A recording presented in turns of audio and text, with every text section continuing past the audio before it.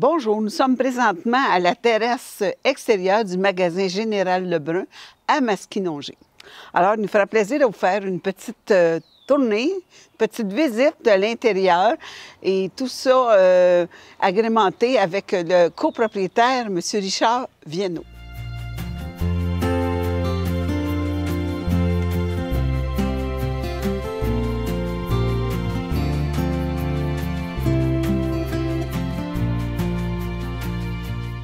Nous sommes présentement à la salle de spectacle Le Grenier, au magasin Général Lebrun, au 2e étage. Dans le fond, quand on a acheté le magasin Général Lebrun en 2009, c'était automatique que nous, on faisait un lieu de rassemblement qui était une salle de spectacle au 2e étage. Ce qu'on a fait, c'est qu'on s'est dit on va avoir une salle de spectacle. Aujourd'hui, les gens vont peu à l'église, mais ils vont au magasin Général. Fait qu'ils vont venir voir des spectacles, mais dans une salle super intime. Et étant donné que tout est en bois ici, bien, on s'est dit que le son était pour être fantastique. Et c'est effectivement le cas. Fait qu'on s'est dit, on va présenter des spectacles de musique genre traditionnelle qui fitaient avec le magasin d'époque. Finalement, ce qui est arrivé, c'est que les spectacles ont commencé à fonctionner, mais étant donné qu'on est au milieu des champs, au milieu de nulle part, bien, si on faisait des spectacles qui étaient comme moindrement connus, bien, c'était plus difficile d'attirer les gens. Fait que si on s'est dit, on va rajouter, exemple, des noms un petit peu plus connus. Et dès qu'on mettait un nom connu, la salle était pleine. Fait qu'aujourd'hui, c'est une salle qui peut avoir à peu près tous les chanteurs du Québec au complet. On a même des chanteurs, des fois, qui viennent de France, puis qui arrivent ici, puis qui vont arrêter et venir chanter. Et fait qu'on peut attirer à peu près tous les gens. On a commencé avec 10 spectacles en 2010. La dernière année, là, avant la certaine période tumultueuse de la COVID, la dernière année, on avait fait comme 85 spectacles. Ça veut dire à peu près 3 à 4 spectacles, des fois par semaine. Mais nous, on fait des spectacles à partir du mois de septembre jusqu'au mois de juin de l'année d'après. Et comment ça fonctionne? C'est que souvent, on faisait un lancement médiatique environ vers le début du mois de juin. Et on annonçait la plupart des spectacles de l'année. Et en 2 semaines, la plupart des spectacles affichent complet. Fait que c'est un peu... la vitesse est un peu incroyable, mais ici, le bouche-oreille a toujours été une bonne publicité. Alors, si on annonce, exemple, Michel Rivard, on annonce France D'Amour, on annonce des noms connus, bien, en 1 journée, 2 jours, le spectacle est complet. Mais ici... ce qui est particulier, c'est que les gens viennent voir les spectacles. Les spectacles commencent à 20 h, mais les gens commencent à arriver entre 5 h et 5 h 30. Les gens arrivent 2 h, 2 h 30 d'avance. Fait que c'est pas juste un spectacle, c'est vraiment une immersion dans un monde intime incroyable. Fait qu'on passe à travers le magasin Général, on monte au 2e étage, on peut manger ici. On peut manger un genre de c'est un baluchon. Un baluchon, tu sais, à l'époque, on mettait un petit bâton, puis on mettait un petit pique-nique, une petite nappe, on faisait un nœud, puis on mettait un pain de ça. Bien, ça ressemble à ça. Fait que c'est pain, baguette, fromage, ça peut être viande de sanglier, jambon fumé, terrine, gelée de Porto. Tous des produits qu'on a ici, puis c'est tous des produits de la région. Il y en a qui viennent de Yamachiche, il y en a qui viennent de Sainte-Geneviève-de-Berthier, dans la Naudière. Et il y en a qui viennent aussi de Yamachiche, pas loin d'ici. Et dans le fond, on fait chauffer des pains, on vous amène ça dans la salle de spectacle. Fait que ça devient une rencontre que vous avez avant le spectacle. Fait que vous avez eu le temps de jaser en masse. Fait que quand le spectacle commence, le monde est tellement focus sur le spectacle. Et ça fait un spectacle vraiment incroyable, super intime. Et les artistes ici adorent la salle de spectacle. Fait que tout le monde a une expérience. Puis quand ils sortent de la salle, à toutes les fois que quelqu'un vient ici pour la première fois, à toute fois qu'ils sortent, nous, on est en bas, on vous dit merci, on vous dit... c'est chaleureux. C'est très chaleureux. C'est comme à l'ancienne. Fait que dans le fond, vous sortez en bas, c'est sûr qu'à la fin de la soirée, vous me reconnaissez si je suis là. Puis si je ne suis pas là, bien, c'est mon fils. Fait que, il y a pas mal il commence à y avoir de plus en plus de familles et les employés ici reflètent aussi notre approche.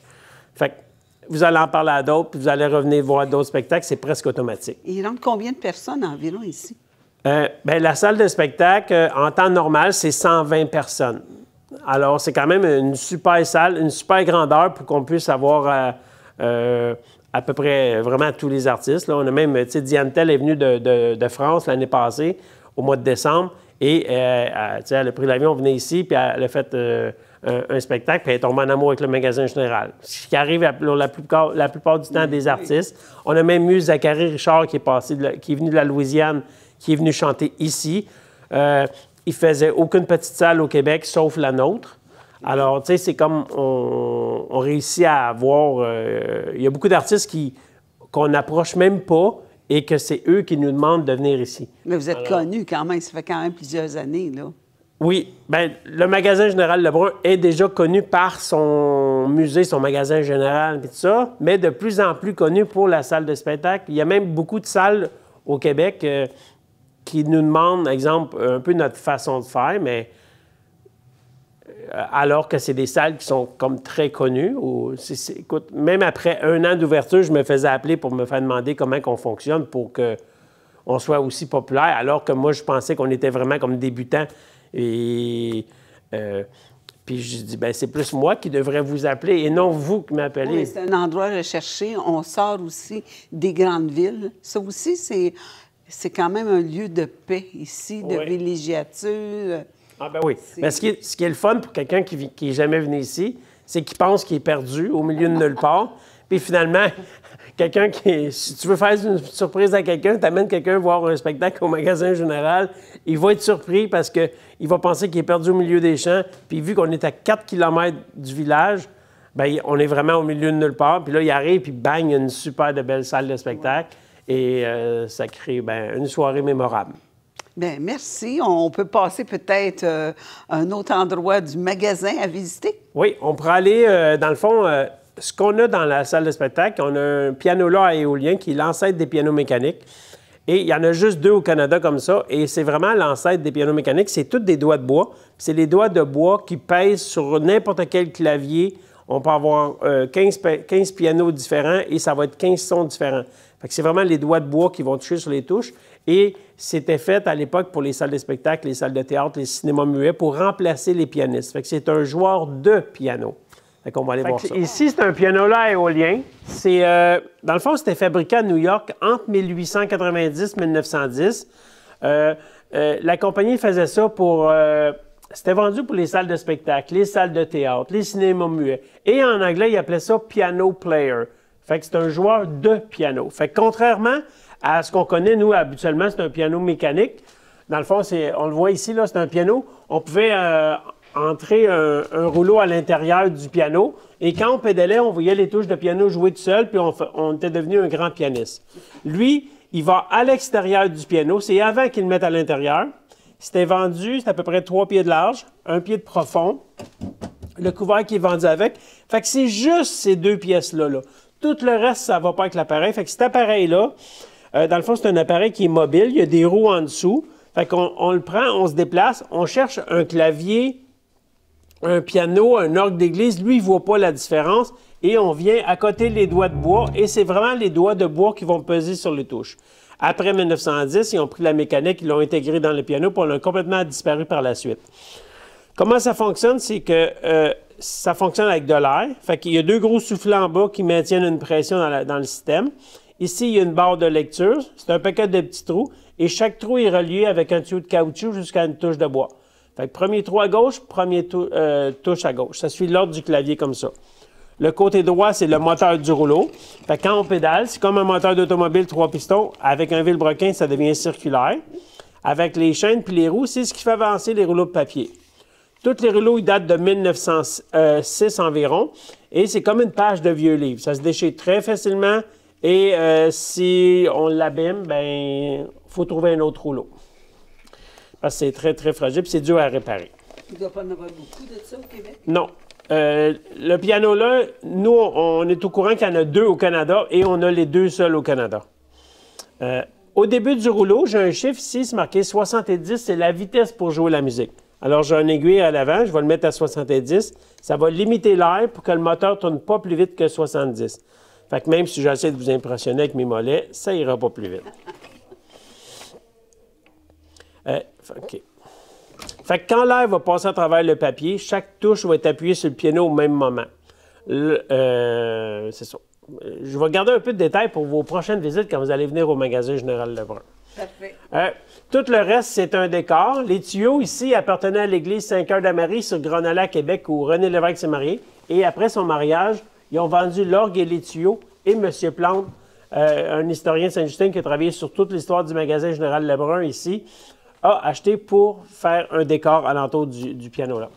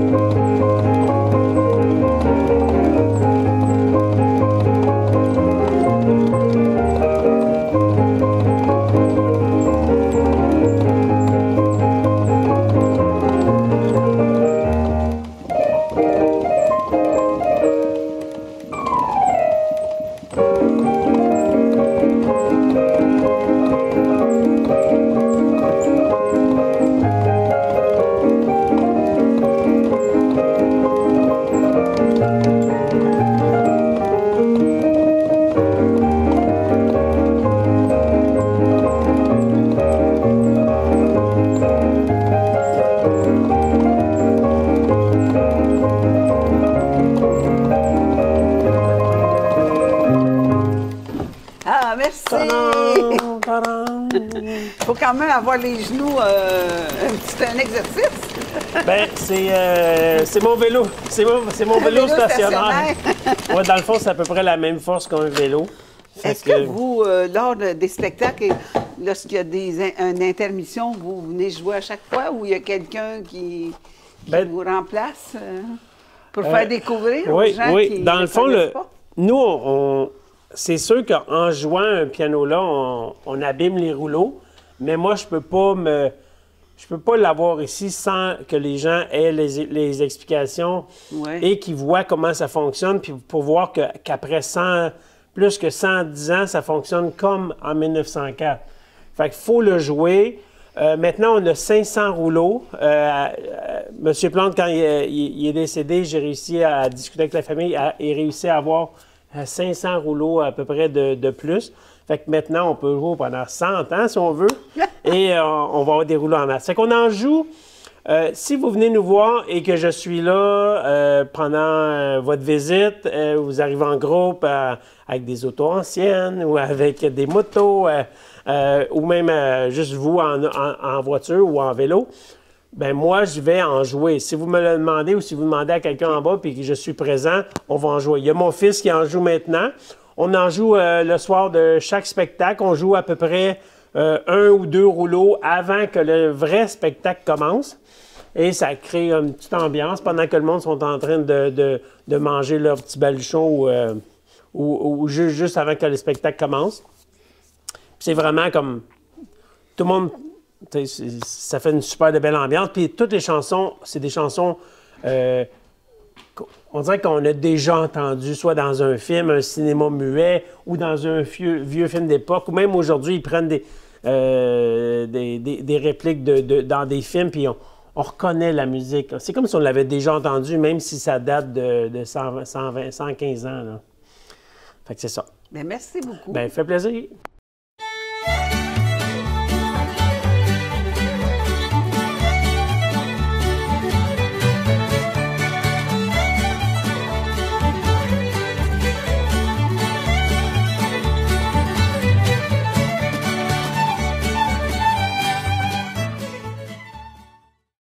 Nous sommes présentement à l'intérieur du magasin Lebrun, datant de 1915. Le magasin général de 1915, dans le fond, ici, on a 3 magasins généraux, puis ça, c'est le dernier des magasins bâtis ici. Fait que 1915, là, on est vraiment dans l'ancêtre du centre d'achat. Ici, on a 130 pieds de comptoir d'origine, les lustres d'origine, les hublots ronds, c'était comme ça à l'époque. On a un plafond de 12 pieds. Le deuxième étage, qui est la salle de spectacle aujourd'hui, c'est 10 pieds. Ils vendaient des tissus à la verge au deuxième à l'époque et la mercerie. Au premier étage, dans le fond, c'est le... Je vais parler plus d'aujourd'hui qu'à l'époque. Dans le fond, ici, on a la partie musée dans chacune des vitrines. Puis chaque vitrine a une partie muséale qui date d'avant nous. Là. Quand nous, on a acheté, c'était le musée du magasin général Lebrun et on a décidé d'acheter le musée. Alors, dans chacune des sections, exemple, ici, c'est des jouets et on a mis les dates de chacun des produits qui sont à l'intérieur. Quand on a acheté, nous, il y avait 7 à 8 000 antiquités de magasin général d'époque. Alors, quand vous visitez, vous pouvez gratuitement faire le tour et regarder tout le musée. Et vous rappelez des souvenirs, vous allez dire « Ah, ça, je m'en souviens. Ah, t'en souviens-tu des patates chips Fiesta? Ah, oui, oui, oui. » Bien, ça fait le tour comme ça du magasin. Et c'est bon pour tous les âges de la famille, là, du petit jusqu'à 90 ans et 100 ans et plus. On accepte tout le monde. Ici, dans le fond, nous, on vend des produits, exemple des bonbons à l'ancienne, des bas tricotés, des choses faites par les artisans. On avait décompté plus de 70 à 80 artisans en comptant nos 2 magasins et même plus que ça. Et on a beaucoup de produits qui sont faits au Québec, au Canada ou d'autres produits aussi qui rappellent des souvenirs, comme les produits là, Watkin, les produits, voyons l'autre marque, là. L'éliment. Oui, le liniment Ménard, comme à l'époque, là. Puis on a aussi Raleigh. OK, il y a Raleigh puis Watkin. À l'époque, dans nos villages, on avait des vendeurs. Et celui qui avait la valise Watkin, bien, il vendait tous les produits Watkin. Puis la compétition, c'était... Raleigh? Raleigh, c'est ça. Voyons. Hein? Vous me gênez, là. Vous me gênez, là. Fait que c'est toutes des choses qui nous rappellent des souvenirs, comme les jouets Fisher-Price, des choses comme ça. Bien, c'est sûr que ça, bien, c'est pas fait au Québec, là. Non. Mais on a, exemple, un artisan de jouets qui fait des jouets en bois, qui est à Louisville, et il prend des recueils d'usines de meubles et il fait des jouets avec, ça s'appelle Crocolo, et c'est génial comme produit, là, c'est vraiment... C'est-tu ce monsieur-là aussi pour les cyclistes? Oui, c'est ça, hein? c'est exactement le même monsieur qu'à l'extérieur, on a comme une station vélo. Là, il faut que je la remette à jour parce qu'il me manque des pièces à rajouter dedans. On va le faire d'ici quelques semaines parce que là, les vélos vont commencer à arriver. Et c'est lui qui nous a donné tout ce kit-là qui va à l'extérieur pour faire une station vélo pour la réparation. Pour peut-être 2 ans, on a commencé à faire un peu nos produits. Bien, dans le fond, nos produits, c'est qu'on fait affaire avec des artisans et on met, dans le fond, Lebrun dessus. Fait que de plus en plus de visiteurs aiment avoir un souvenir du magasin général Lebrun. Fait que les gens aiment quand exemple, qu'ils ont notre nom dessus. Puis en ayant notre nom dessus, on assure que le produit qui est à l'intérieur, bien, il reflète notre goût à nous d'être unique, dans le fond, dans notre approche. Là, on essaie de tout le temps de trouver des artisans assez uniques et le plus possible. Là. Et ici, dans le fond, on a commencé à faire ça et on en fait de plus en plus et ça va augmenter d'année en année. Ici, on s'entend que dans le musée du magasin Général Lebrun, on vend plein de produits alentours de la région, puis tout ça, puis des alentours, puis du Canada, puis du Québec. Mais on a aussi plein d'antiquités qui sont partout dans le décor. Mais ici, les antiquités ne sont pas à vendre, dans le fond. En tout cas, pas pour le moment, là, à moins que les assurances augmentent trop et qu'on ait besoin de vendre nos antiquités, là, ce qui est déjà le cas, mais en tout cas.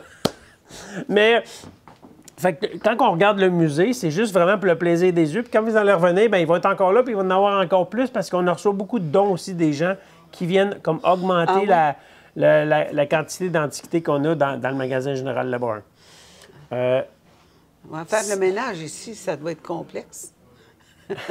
Le ménage là, commence dans le fond de la première étagère, on monte jusqu'en haut, on descend jusqu'en bas, puis on fait le tour, puis dans le fond, c'est que ça n'arrête jamais. Dans le fond, c'est comme tout le temps là, une tâche quotidienne. La plus vieille pièce que vous avez présentement ici? Bien, dans les antiquités, là... À part votre piano?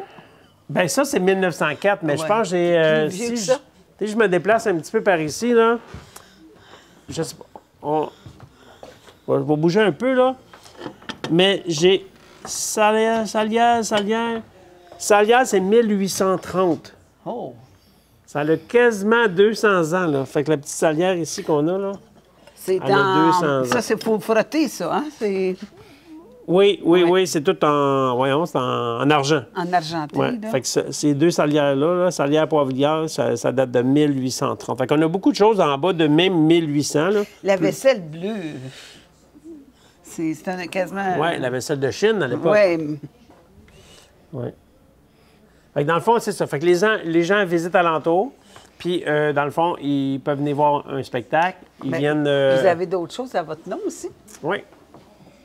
Ouais, c'est en porcelaine, les tasses de métal. Oui, bien nous, ça rappelle un peu les souvenirs, là, les tasses qu'on avait en camping. Là. Bien, au début, on avait, mais genre en céramique. Mais moi, je trouve qu'en céramique, bien... C'est brisant aussi. C'est ça. Si tu le jappes, bien, tu l'as perdu. Tandis qu'en métal, bien... Ça fait plus qu'on a les deux. Autrefois. Oui, c'est ça, exactement. Ouais. C'est une bonne idée. Vu que moi, je vis en van, là, ça fait 3 ans, bien, des tasses en émail, on aime bien ça. Là. Ça garde chaud. Oui, ça garde, oui. Mais ça brûle les mains là, au début. C'est pour ça que lui, il a une anse, là. Oui. Parce que sinon, le café est bien chaud le matin. Là. Et juste les immenses assiettes autrefois quand ils mettaient les plats sur la table. Oui. Fait que dans le fond, ici, c'est ça. Fait que, on a les plus vieux archives aussi de l'écho de Louisville, l'écho de Saint-Justin. Ah, c'est tout ici? Oui. Il y a 2 copies qui existent. Un, c'est la Société d'histoire. Et nous, une des copies ici. Fait que si on regarde depuis 1921, j'ai tous les journaux locaux qu'on pourrait regarder avec les vieilles annonces d'époque. Avec même les petites histoires qui sont à l'intérieur. Là. Il y a tellement de choses à regarder qu'on ne sait plus où regarder. La plupart des phonographes qu'on a ici sont fonctionnels et ils datent d'environ 1910 environ. C'est tous des phonographes Edison.